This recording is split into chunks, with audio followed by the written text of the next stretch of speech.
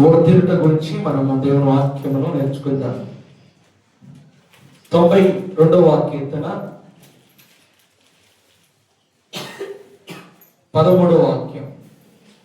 యెహోవా మందిరములో నాటబడిన వారై, యెహోవా మందిరములో నాటబడిన వారై, వారు మన దేవుని ఆవరణములో వర్ధిల్లుదురు. వారు మన దేవుని మందిరములో వర్ధిల్లుదురు. చాలు. పరిశుద్ధుడా, మహోన్నతుడా, గరుడానికి స్తోత్ర. నీ సన్నిధిని బట్టి కృతజ్ఞతాస్తుతులు చెల్లిస్తూ ప్రార్థిస్తున్నాం ప్రభా. నీ నామము గొప్పది, నీ సన్నిధి గొప్పది ప్రభా. నీవు నా నాలుకకు అగ్నిలో ఉన్న నా పెదవులు కాల్చి, పరిశుద్ధాత్మ దేవుడా, మీరు మాత్రమే నాలో ఉండి మాతో ఉండి మాట్లాడమని మా ప్రియరక్షకుడైన క్రీస్తు నామములో ప్రార్థించి పొందినాం తండ్రి. ఆమేన్. దేవుని పిల్లరా, విశ్రాంతి దినమున తగిన కీర్తన గీతము అక్కడ మీరు చూస్తే కనపడుతూ ఉంటుంది. 92వ అధ్యాయము 13వ వాక్యంలో దేవుని యొక్క మాట ఇలాగ రాయబడుతుంది. యెహోవా మందిరములో నాటబడిన వారై. ఎక్కడ?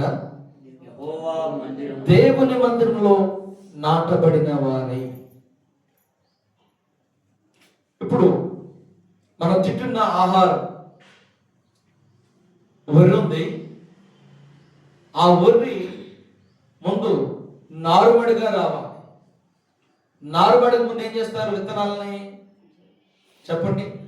భూమంతా దమ్మ చేసి ఆ భూమినంతా ట్రాక్టర్తో తొక్కించి విత్తనమును వెదజల్లి నీరు కట్టి ఆ మడిని ఎదురు చూస్తూ ఉంటారు. నారుమడి కొరకు విత్తనములో వెదజల్లిన తర్వాత ఆ విత్తనం చిన్న చిన్న ముక్కలు వస్తుంటే రైతు హృదయంలో చాలా సంతోషంగా ఉంటుంది.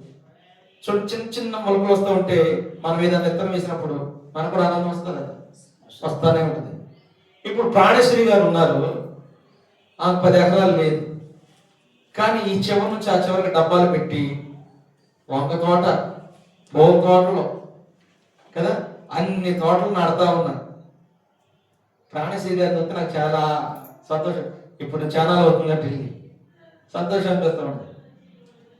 ఆశ చాలా ఉంది, కానీ చోటు మాత్రం గొర్రె తోక తీసిన బెత్తిడే.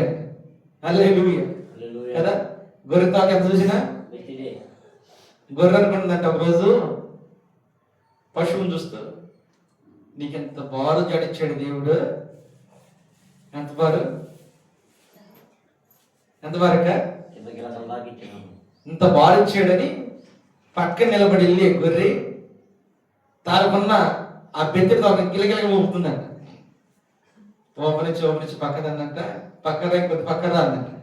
వచ్చింది ఆ తోక వేళ్ళు తీసిందంట ఈపి మీద పెట్టి.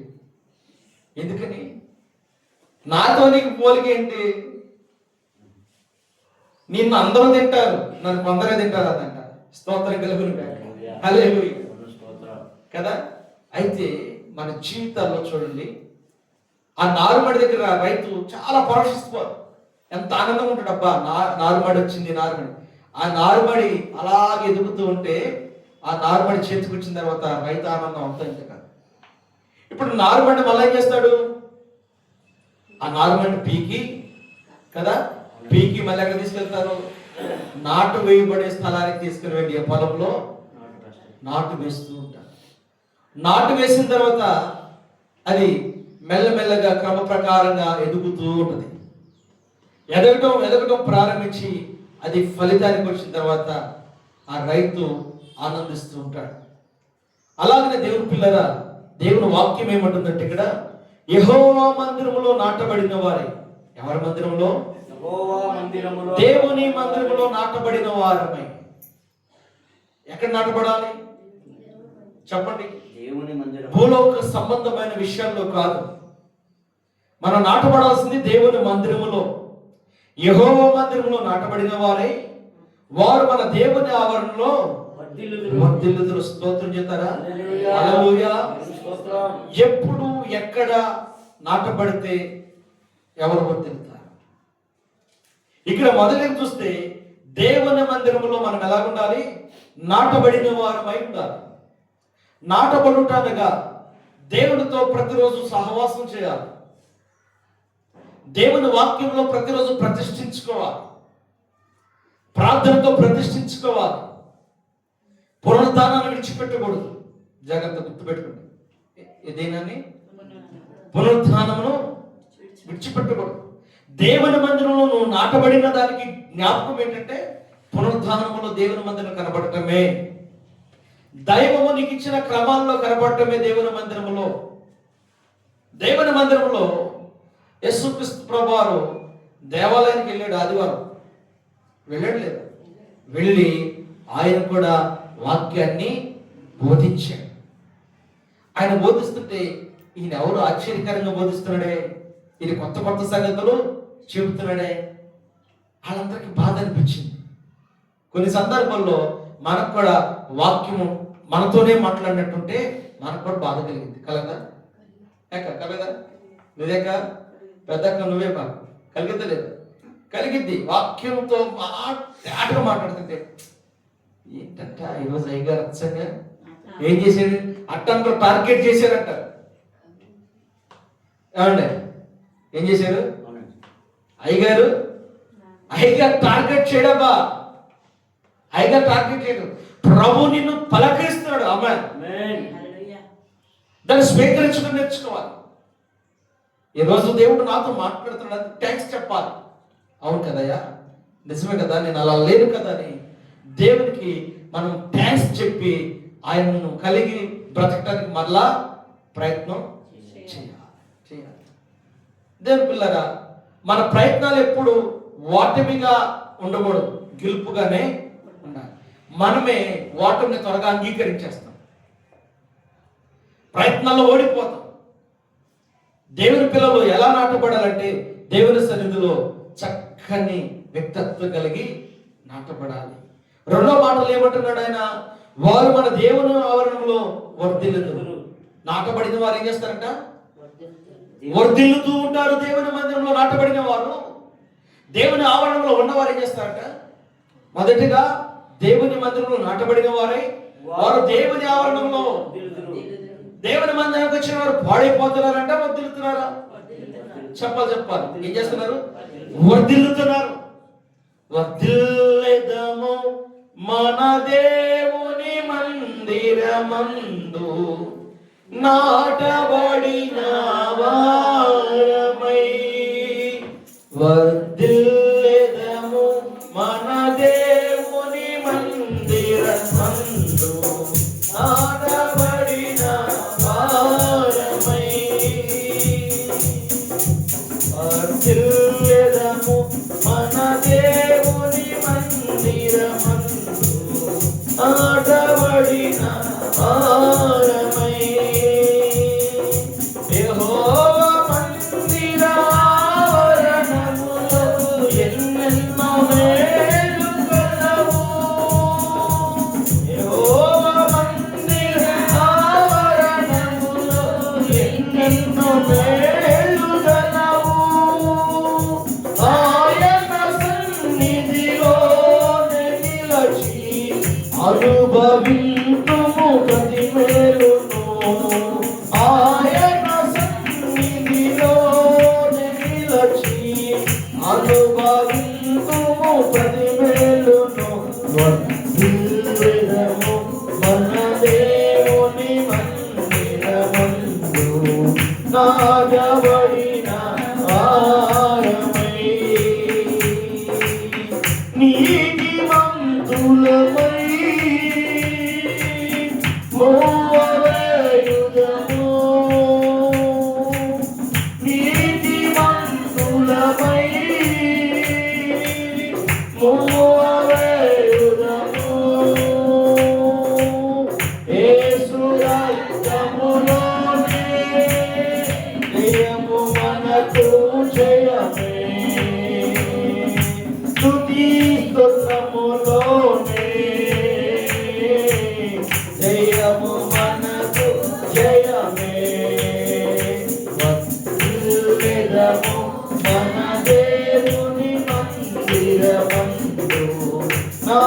వారమై.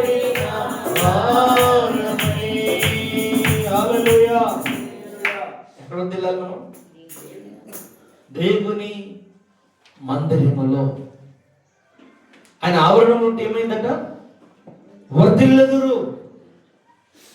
మనం దేవుని సన్నిధికి ఎందుకు వస్తామంటే మొదటిగా ఆయనలో జీవించుటకు, క్రీస్తుకు సాక్షిగా బ్రతుకుటకు నాటబడుతున్నా. సంఘములో దేని కొరకు నాటబడుతున్నా? ఆయన సాక్ష్యమును పంచేవారుగా నాటబడాలి. ఆయన కొరకు త్యాగం చేయవారుగా నాటబడాలి. ఆయన సన్నిధిలో అభిషేకం పొందేవారుగా నాటబడాలి. ఆ సన్నిధిలో విమోచన కలిగిన వారుగా నాటబడాలి. ఆయన సన్నిధిలో పాప క్షమాపణ కలిగిన వారుగా నాటబడాలి. ఆయన సన్నిధిలో స్వస్థత కలిగిన వారుగా నాటబడాలి. ఆయన సన్నిధిలో ఎందుకు నాటబడుతున్నామంటే మనము ఆయన ఆవరణంలో ఉండి వర్ధిల్లుటకు. ఆమేన్. హల్లెలూయా. ఎందుకు నాటబడుతున్నాం? దేవుని ఆవరణములో మనం వర్ధిల్లుటకు నాటబడ్డాం. శాపంగా బ్రతకటానికి కాదు, శాపకరమైన జీవితాన్ని అనుభవిస్తారు కాదు. శాపములో నుండి దేవుడు ఆయన మహిమలోకి మనం పిలుచుకొని ఆయన మందిరంలో మనం నాటబడిన ఒక వృక్షంగా చేసిన స్తోత్రం కలుగుతారు. హల్లెలూయా, హల్లెలూయా. అందుకే పండ వాక్యాలు అంటాడు, నీతిమంతులు ఖర్జూర వృక్షములై మొవ్వవేయుదురు. ఎలా ఉంటారట? నీతిమంతులు ఎలా ఉంటారు? ఖర్జూర వృక్షముల మొవ్వవేయుదురు. దేవుని పిల్లరా, నీవు దేవుని మందిరంలోకి వస్తే నీ ఆశీర్వాదం తెలుసా? నువ్వు ఖర్జూర వృక్షముల మొవ్వ వేస్తావు. ఎలా? ఖర్జూర వృక్షములే మొవ్వ వేస్తావు. ఖర్జూరాలు చూడండి ఎంత మధురం ఉంటుందో. ఖర్జూరం ఎప్పుడు అమ్ముతూ ఉంటారు? తిరణాలకు అమ్ముతూ ఉంటారు కదా. ఆ తిరణాలని లేదు, ఈ తిరణాలని లేదు కదా, ఏ తిరణాలని లేదు. కానీ అది దేవుని మహాప్రేమ చేత ఫలించిన ఫలము. ఆమేన్. హల్లెలూయా. అది దేవుని ప్రేమ చేత ఫలించిన మహాఫలం. అది ఎంత మధురం ఉంటుందండి. ఆ ఫలం ఎంత మధురం ఉంటుంది చూడండి. బెల్లం కన్నా రుచుకుంటుంది కదా, తేనె కన్నా రుచుకుంటుంది. దేవుడు ఎందుకు చెప్పాడు? నేను మిమ్మల్ని పాలు తేనె ప్రవహించే దేశంలోకి పంపిస్తానని ఇశ్రాయేలుతో వాగ్దానం చేశాడు. దేవుని పిల్లరా, ఈ రోజు దేవుడు మిమ్మల్ని సమృద్ధిలోనికి నాటుతున్నాడు. ఆమేన్. మిమ్మల్ని దీవెనకరమైన పరిస్థితుల్లోకి నాటుతున్నాడు. ఆయన ఆవరణలో మీరు వదిలేటకు నాటబడ్డారు. హల్లెలూయా. దేవుని పిల్లరా, దేవుని మాట మన జీవితంలో స్తుతిరము కావాలి. ఈ స్థిరము కాని జీవితానికి ఏమైందంటే ఆశీర్వాదం దొరకదు. స్థిరములోనే ఆశీర్వాదం దాచబడ్డ కారణం అంటే మనం ఎక్కడ నాటబడ్డాం? ఎక్కడ నాటబడ్డాం? దేవుని మందిరంలో నాటబడ్డాం. దేవుని మందిరంలో నాటబడిన వారికి ఆశీర్వాదం ఉండాలి. అందే ఆయన మాట్లాడుతున్నాడు 2వ లైన్లో. ఏమంటున్నాడు? వారు మన దేవుని ఆవరణంలో వర్ధిల్లుదురు. హల్లెలూయా. ఎక్కడ? దేవుని ఆవరణంలో సుస్థిరమైన ఆశీర్వాదం ఉంది. అది దొంగలించేది కాదు, శాశ్వతమైనది. మనుషులు సంపాదించిన దొంగలు దొంగిలించవచ్చు, కానీ దేవుని ఆత్మ ద్వారా సంపాదించుకున్న ఆశీర్వాదం ఎవడును దొంగిలించలేదు. మళ్ళా మన అవిధేయతను బట్టి మనమే పోగొట్టుకుంటాం. దేవుని మందిరంలో నువ్వు నాటబట్టడానికి వస్తున్నావా, పెరిగిపోయి పట్టకు వస్తున్నావా? దేవుని సన్నిధికి వర్ధిల్లుట కొరకు వస్తున్నావా, నాశనం పట్టకు వస్తున్నావా? నాశనకరమైన జీవితం నుంచి విడుదల పొంది మేము వర్ధిల్లాలయ్యా అని ప్రార్థన చేయడానికే దేవుని మందిరికి వస్తాం. చూద్దాం దేవుని వాక్యమును. 100వ కీర్తన 4వ వాక్యం చూడండి. 100వ కీర్తన 4వ వాక్యం. కృతజ్ఞత అర్పణలు చెల్లించుచు ఆయన గుమ్మములలో ప్రవేశించుడి. కీర్తనలు పాడుచు ఆయన ఆవరణంలో ప్రవేశించుడి. ఆయనను స్తుతించుడి. ఆయన నామమును గణపరచు. దేవునికి మహిమ కలుగునుగాక. అలా చూడండి, నేను చదువుతాను. అక్కడ చక్కని శ్రేష్టమైన మాట ఉంది. కృతజ్ఞత అర్పణలు చెల్లించుచు ఆయన గుమ్మములలో ప్రవేశించుడి. మనం దేవుని గుమ్మములలోకి ఎలా ప్రవేశించాలి? వర్ధిల్లట కొరకు మనం దేవుని గుమ్మములలోకి ఎలా ప్రవేశించాలి? ఎలా ప్రవేశించాలి? మనము కృతజ్ఞత అర్పణలు చెల్లించుచు. ఎలాగా? కృతజ్ఞత అర్పణ అంటే థ్యాంక్స్ చెబుతూ దేవునికి. ఎవరైనా ఏదైనా ఇచ్చారనుకోండి, సడన్గా కనపడి థ్యాంక్స్ అంటాం. మనం కోరుకుంటే ఏదైనా ఇచ్చారు అనుకోండి, ఒక చిరునవ్వు ఉన్నవి థ్యాంక్స్ అంట అనమా? ఎందుకని? అడగకుండా ఇచ్చారు కాబట్టి. ఇప్పుడు మనం అడిగితే ఇస్తున్నాడు, అడగకపోయిన ఇస్తున్నాడు. మరి దేవుని మందిరంలో నాటపడతాకు వస్తున్న మనం ఎలా ఉండాలి? ఆయన గుమ్మంలో చేర్చబడటకు వస్తున్న మనం ఎలా ఉండాలి? కృతజ్ఞత అర్పణలు చెల్లించచ్చు, ఆయన గుమ్మములలో ప్రవేశించడు. దేవుని సన్నిధికి వస్తున్న మనం ఏం చేయాలంటే ఎప్పటికప్పుడు ఆయన కృతజ్ఞత అర్పణలు, థ్యాంక్స్ గివింగ్. నాకు ఇచ్చిన ఈ రోజును బట్టి నీకు స్తోత్రాలయ్యా. ఈ రోజు నన్ను సజీవుడిగా ఉంచినందుకు నీకు స్తోత్రం డాడి. ఈరోజు నీ కృపలో నన్ను, నా కుటుంబాన్ని, నా బిడ్డలను నీ సన్నిధి చూస్తే ధన్యత ఇచ్చినందుకు స్తోత్రములు. ఇది దేవునికి ఇచ్చే థ్యాంక్స్, ఇది దేవునికి తెలియపరిచే కృతజ్ఞత. అదే అప్పిచ్చినోడైతే కృతజ్ఞత కలిగి ఉంటాడా? వడ్డీ ఎప్పుడు కడతావు, టైం అయిపోయింది, ఎన్ని రోజులు రాగలయా, ఎందుకంత దౌర్జన్యంగా మాట్లాడతాడు? అప్పిచ్చాడు కాబట్టి. అసలు అడగడు, అప్పడుగుతాడు దౌర్జన్యంగా కదా. అప్పేంటిది? వడ్డీ. అసలు మన దగ్గర ఉంచుకోమంటాడు. ఏమేమంటాడు? నేను కూడా ఒకప్పుడు వడ్డీ వ్యాపారం చేసినండి, 130 రూపాయలు తీసుకున్నామండి. చాలా న్యాయమైన వడ్డీ కదా. అంటే బాబు నా తెలివితే అట్లా ఎట్లుండే తెలుసా? మీరు నమ్ముతారు లేదో, ప్రభు మన మధ్యలో ఉన్నాడు. నా తెలివితే ఎట్లా అంటే 100 రూపాయల తర్వాత 30 రూపాయలు చేయనివ్వండి. నా గ్రాడేషన్ లాంటి దొరికింది అనుకో, 30 రూపాయలు ఇచ్చి కూడా 30 వేలు కట్టిస్తా.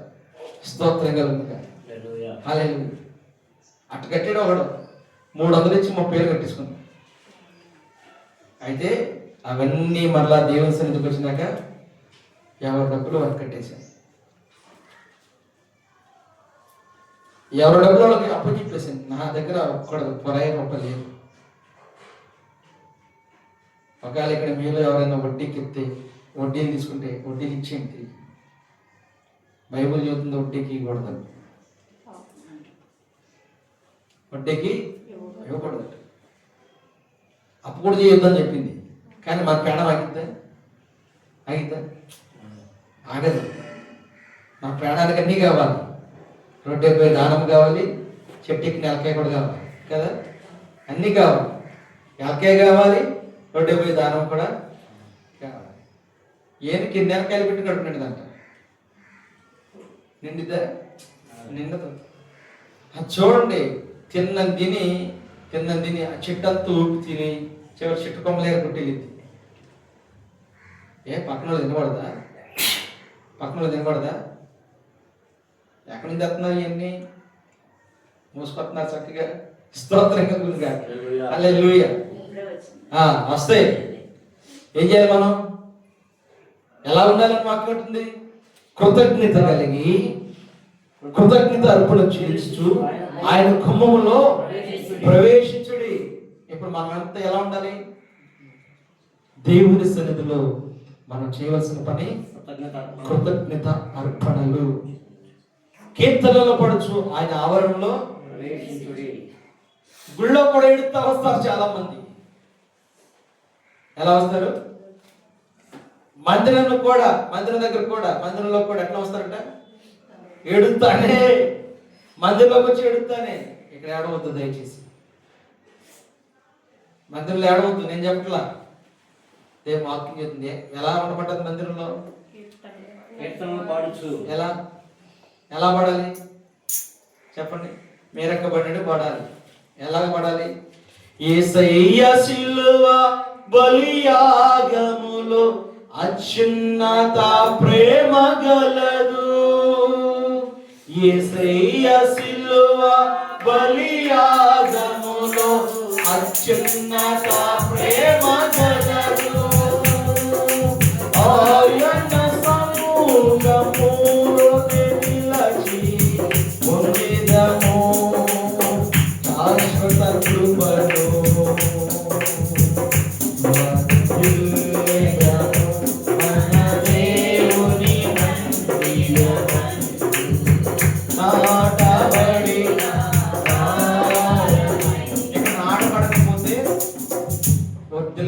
ఆనందిస్తాను బాగుంది.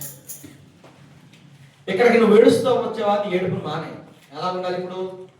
కీర్తించడం ప్రారంభించు, శ్రమలో స్తుతించడం ప్రారంభించు, వ్యాధుల్లో కీర్తనలు పాడటం ప్రారంభించు, నిందల్లో గౌరవించడం ప్రారంభించు. ఎవరిని గౌరవించాలి? దేవుని నామాన్ని. నా నిందను తొలగించేవాడు నీవేనే, నా శ్రమను విడిపించేవాడు నీవేనే. అలా మనం పాటలు పాడుతూ ఎక్కడ ఉండాలి? ఆయన ఆవరణంలో ప్రవేశించాలి.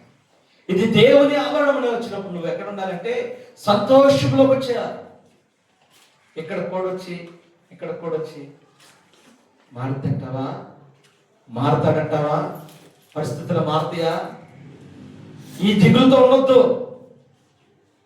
మనల్ని మార్చేవాడు, మనల్ని మార్చడం మన పక్కన ఉన్నవాడు మార్చడా? మన జతగాళ్ళని మార్చడా? ఏవాడు మార్చడా? మనం చేసిన పని అంటే ఆయన మారుతాడని మనం ఉండకూడదు. మనం ఏం చేయాలి? కృతజ్ఞత అర్పణలు అర్పిస్తూ కీర్తనలు పాడొచ్చు.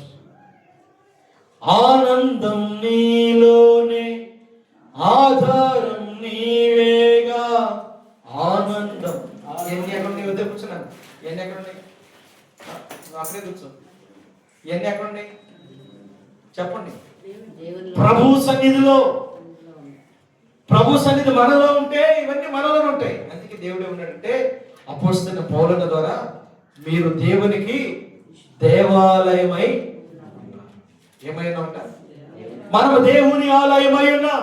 ఆమేన్, హల్లెలూయా. ప్రతిష్ఠత కలిగిన వారమై ఉన్నాం. మనం దేవునికి ప్రతిష్ఠ చేసుకోకపోతే వర్ధిల్లుతామా?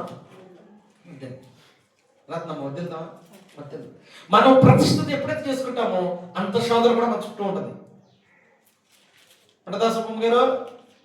Very good. ఎటు చూస్తున్నావు తెలీదు, గన్మన్ లాగా ఉన్నావు. నాయుడు గారి దగ్గర గన్మన్లు కలర్ పెట్టుకుని ఉంటారు వెనకాల, వారు బ్లాక్ కలర్ పెట్టుకుని ఉంటారు. వాళ్ళు అసలు చూస్తున్నారు నిద్రపోతున్నా కూడా తెలియదు, చాలా అలర్ట్గా ఉంటారు కదా. అట్లా ఉన్నామంటే ఫాస్ట్ గా ఎట్ట చూస్తున్నావు నాకు తెలియదు. హల్లెలూయా, స్తోత్రం కలుగును. ఆనందంగా ఉన్నావా? దుఃఖంలో ఉన్నావా? ఆనందంగానే ఉన్నావా? సంతోషంగానే ఉన్నావా? ప్రభు సన్నిధికి వచ్చినప్పుడు ఎట్లా ఉండాలి? ఆనందంగా ఉండాలి. మన దేవుడు మనకి ఆనందాన్ని కలగజేస్తున్నాడు. మన దేవుడు ఆయన మందిరంలో మనల్ని ఎందుకు నాటాడంటే ఆనందం లేని మన బ్రతుకులకు ఆనందాన్ని వచ్చడానికి ఆయన ఆవరణంలో మనల్ని వదిలేటు కొరకు తీసుకుని వచ్చి నాటపడే వ్యక్తిగా చేశాడు. స్తోత్రం కలుగును గాక. హల్లెలూయా. మూడో మాట, ఆయనను స్తుతించుడి, ఆయన నామమును గణపరచుడి. ఏం చేయాలి? స్తుతించాలి, ఆయన నామాన్ని గణపరచాలి. నీవు దేవుని సన్నిధిని స్తుతించు. రెండోది గణపతి అందరి మధ్య చాటు. నేను ఆరాధించే దేవుడు ఎవరు తెలుసా? నన్ను రాజుగా నడిపించేది. నేను ఆరాధించే దేవుడు ఎవరు తెలుసా? నన్ను గొప్ప స్థితిలో ఉంచే దేవుడు. ఈ స్థితి ఎప్పుడు తెలుసా? మనము ఆయన మందిరంలో నాటబడినప్పుడు. మనకి ఆశీర్వాదం ఎప్పుడు తెలుసా? ఆయన మందిరంలో మనము ఆయన ఆవరణంలో తిరుగుతున్నప్పుడు. హల్లెలూయా. ఆశీర్వాదం కావాలా, శాపం కావాలి? ఇప్పుడు మనకి వర్ధిల్లటం కావాలంటే మనము దేవుణ్ణి ఏం చేయాలి? కీర్తించాలి. చెప్పండి, కృతజ్ఞత కలిగి ఉండాలి, ఆయన స్తుతించాలి. ఎఫెసీయుల రాసిన పత్రిక 3వ అధ్యాయం క్రొత్త నిబంధన గ్రంథంలో 17వ వాక్యం చదువుకుందాం. ఇట్లా మంచి ఎఫెసీయులకు రాసిన పత్రిక 3వ అధ్యాయం 17వ వాక్యం.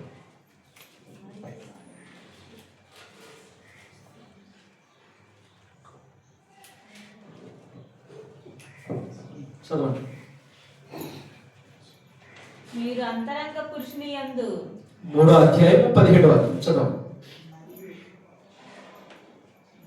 మీరు అంతరంగ పురుషుని యందు శక్తి కలిగి, మీరు అంతరంగమందు పురుషుని యందు శక్తి కలిగి ఆయన ఆత్మ వలన బలపరచబడినట్లుగాను ఆయన ఆత్మ వలన బలపరచబడినట్లుగాను క్రీస్తు మీ హృదయములలో విశ్వాసము ద్వారా నివసించినట్లుగాను క్రీస్తు మీ హృదయంలో విశ్వాసం ద్వారా నివసించినట్లుగాను తన మహిమైశ్వర్యము చొప్పున మీకు దయచేయవలననియు తన మహిమైశ్వర్యము చొప్పున మీకు దయచేయవలనియు మీరు దేవుని సంపూర్ణత యందు పూర్ణులగునట్లుగా మీరు దేవుని సంపూర్ణత యందు పూర్ణులగునట్లుగా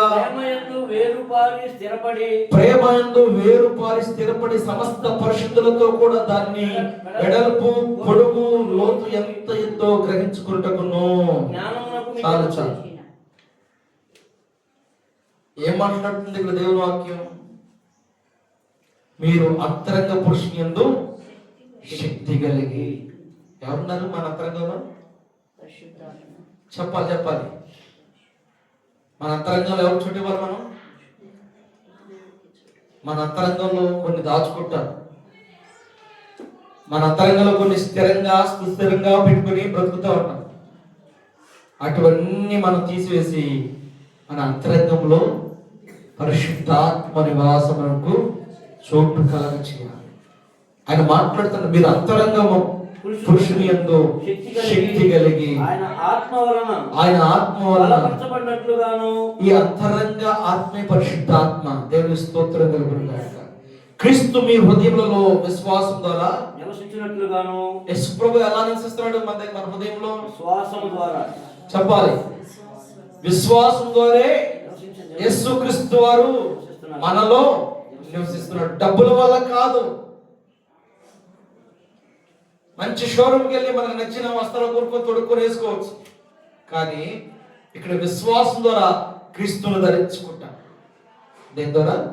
విశ్వాసం ద్వారా ప్రభు అయిన యేసుక్రీస్తుని ధరించుకుంటున్నాం. విశ్వాసం లేకపోతే అందరిలాగే రోడ్డు మీద నిలబడి ఇట్లా దండం పెట్టుకొని ఇలా అనుకొని ముద్దు పెట్టుకొని వెళ్ళిపోవచ్చు. అందరిలాగా చేయొచ్చు. అది భక్తి అంటారా? కనపడినప్పుడు ఆదర్శం అంటారా? అది భక్తి కాదు. కనపడినప్పుడు ఏదో ఆదర్శంగా తీసుకుంటారు అంతే. కొందరు అంటారు ఏ దేవుడైతే మాకేంటండి అందరూ ఒకటేనండి కదా అంటారు. లేదు మరి అలాంటప్పుడు నేను అంటాను ఎవరైతే ఏంటండి అందరూ మనుషులే కదా, అందరూ అందరికి చేసుకోవచ్చు కదా. అక్కడ వచ్చేప్పటికి కుదరవు.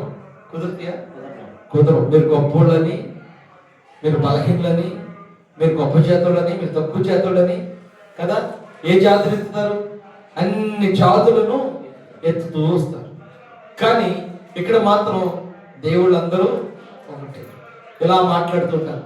అయితే దేవుని పిల్లరా, దేవుడు మనకిస్తున్న వాగ్దానం ఏంటంటే ఈరోజు వర్ధిల్లాలంటే మనం ఎవరిని కలిగి ఉండాలి?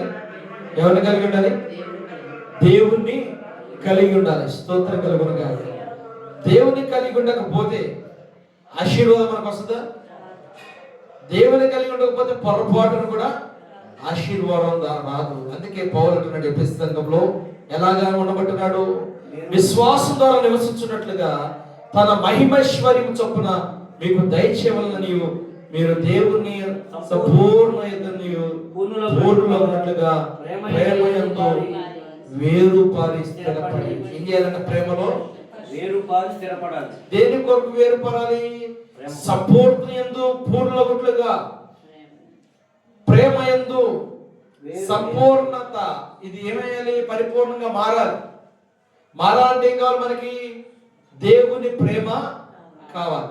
యేసయ్య ప్రేమ లేకపోతే సంపూర్ణత మనిషికి వస్తుందా? పొరపాటు రాదు. గుడికి వెళ్ళొస్తాం కానీ మార్పు రాదు.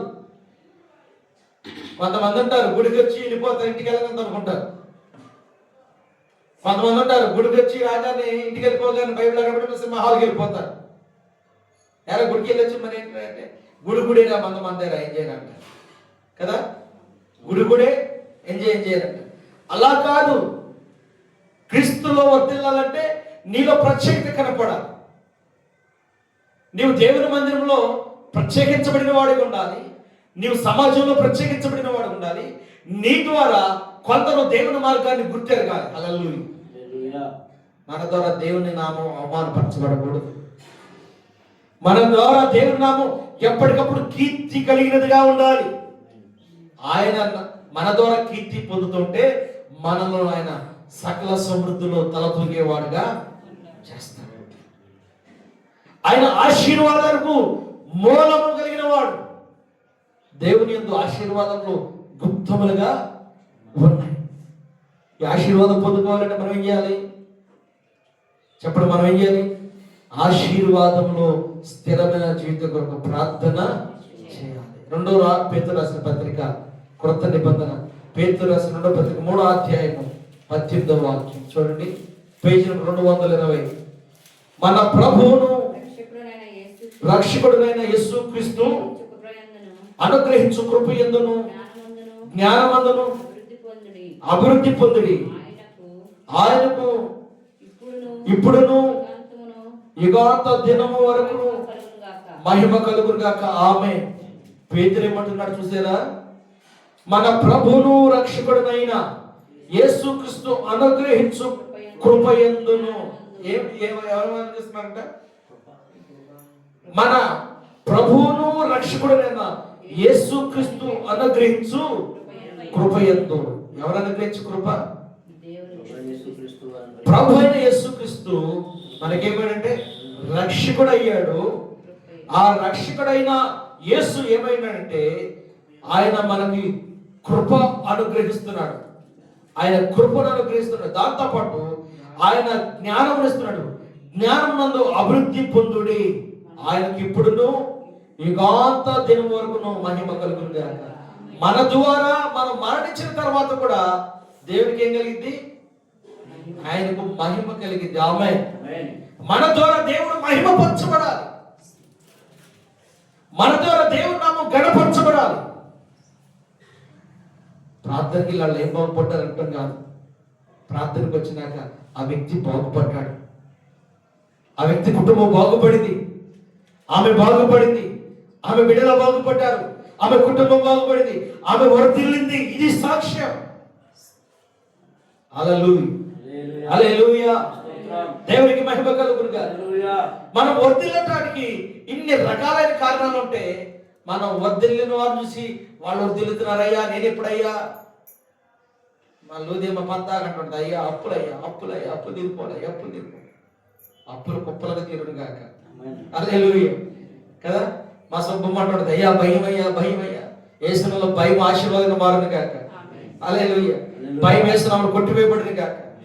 భయం వేస్తున్నాములో తొలగిపోను గాక. హల్లెలూయా. మనం ఏటిని తలవకూడదు, మనం భయపెట్టాడిని అసలు మనం పలకరించకూడదు. పలకరించొచ్చా చెప్పండి? యేసు ప్రభు చేయమని తప్పు చేసి నువ్వు కదా, మనం చేసాం. ఇప్పుడు మన ధైర్యం ఎలా ఉండాలి? చాలా మంది పిచ్చి ప్రశ్నలు వేస్తూ ఉంటారు. ప్రార్థన చేస్తే అప్పులు తెరదయా, ప్రార్థన చేస్తే అప్పులు తెరు, మనం కష్టపడి కట్టుకుంటే అప్పులు తెరది. ప్రార్థన చేస్తే ఏం తెలిసింది? మార్గం తెలిసింది. ప్రార్థన చేస్తే ఏం తెలిసింది? ఆయన ఒక మార్గాన్ని చూపిస్తాడు. ఈ మార్గంలో వెళ్ళమ్మా, ఈ మార్గంలో నడవయ్యా అని చూపిస్తూ ఉంటాడు. ఇశ్రాయేలుకి దేవుడు మార్గాన్ని చూపించాడు. ఆయన మార్గం చూపిస్తాకి ఇశ్రాయేలుకి ఒక వ్యక్తిని తీసుకొచ్చాడు. ఆ వ్యక్తి పేరేంటి? మోజెస్ కదా. వాడు ప్రార్థన చేశాడు ఏమని? అబ్రహాము దేవుడా, ఇస్సాకు దేవుడా, యాకోబు దేవుడా, మా పితల దేవా, మా పరిస్థితికి ఇంతేనా? ఇక మాకు వర్ధిల్లటం లేదా? మేము ఎప్పుడైనా వర్ధిల్లేదని శ్రమకాలంలో దేవుని మందిరంగా ఆవరణంగా చేసుకుని ఆ శ్రమనే మందిరంగా ఆ శ్రమనే ఆవరణంగా చేసుకుని ప్రార్థన చేస్తే దేవుడు వారికి నాయకుడిని ఏర్పాటు చేసిన స్తోత్రం కలుగునుగాక. హల్లెలూయా, హల్లెలూయా. ఆ నాయకుడి దైవజనుడైన మోషే. మోషే ద్వారా వారు శ్రమ నుంచి విడిపించబడ్డారు. ఈరోజు దేవుడు మనకు కూడా కాపరినిస్తాడు, మనల్ని విడిపించే కాపరి. కాపరి చెప్పిన ప్రకారం నడవాలి. కాపరి విధానంలో మీరు వెళ్ళాలి. మోషే విధానంలో వెళ్ళినంత కాలం వాళ్ళ జయము పొందుతూనే ఉన్నారు. మోషేని కాదని విగ్రహములు చేసుకున్నారు, శాపాన్ని తెచ్చుకున్నారు. బలవంతుడి పక్కన ఇప్పుడు బలహీనుడు నివాసం చేస్తూనే ఉంటాడు. దేవుని పిల్లరా, క్రీస్తు కలిగిన నీ జీవితంలో నీవు ఆయన సన్నిధిలో ఉన్నందుకు ఎలా బ్రతకాలంటే 2వ దినవృత్తాంతములు పరిశుద్ధ గ్రంథం నుంచి పాత నిబంధన గ్రంథం 2వ దినవృత్తాంతములు 4వ అధ్యాయం 9వ వాక్యం, పేజీ నంబరు 362. అతడు యాజకుల ఆవరణమును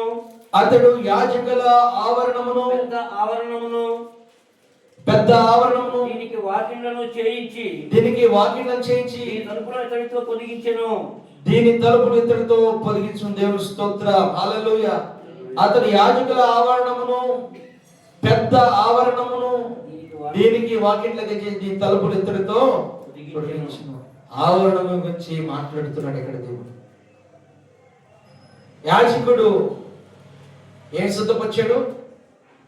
ఆవరణమును పెద్ద ఆవరణం. పరిశుద్ధ స్థలము, అతి పరిశుద్ధ స్థలం. ఇప్పుడు దేవుడు మన కొరకు ఏం సిద్ధపరిచాడు చెప్పండి? మందిరం కదా, అదేమో అది ఆవరణము, ఇదే పరిశుద్ధ, ఇది అతి పరిశుద్ధ స్థలం. ఇప్పుడు మీరు ఎక్కడ ఉన్నారు? పరిశుద్ధ స్థలంలో. మనం పరిశుద్ధ స్థలంలో ఉన్నప్పుడు ఏమైనా కొద్దు ఉంటాయా మనకి? చెప్పండి, ఏమైనా కొద్దు ఉంటాయా? ఏమీ కొద్దు ఉండవు. కాబట్టి మీ జీవితాల్లో మీరు దేవుని సన్నిధిలో వర్ధిల్లటానికి ఎలా ఉన్నారు? చివరి మాట 116వ కీర్తన 19వ వాక్యం. 116 యెరూషలేమా 19. యెరూషలేమా, మీ మధ్యను నేను యెహోవాకు నా మొక్కుబడులు చెల్లించెదను. యెరూషలేమా, మీ మధ్యను నేను యెహోవాకు మొక్కుబడులు చెల్లించెదను. నా మొక్కుబడులు చెల్లించెదను. యెహోవాను స్తుతించుడి. దేవునికి మహిమ కలుగును గాక. ఏమంటున్నాడు భక్తుడు? యెరూషలేమా, దేవుని సన్నిధిలో నేను యెహోవాకు నా మొక్కుబడులు చెల్లించాను. చాలా మంది మొక్కుంటారు. మొక్కురా?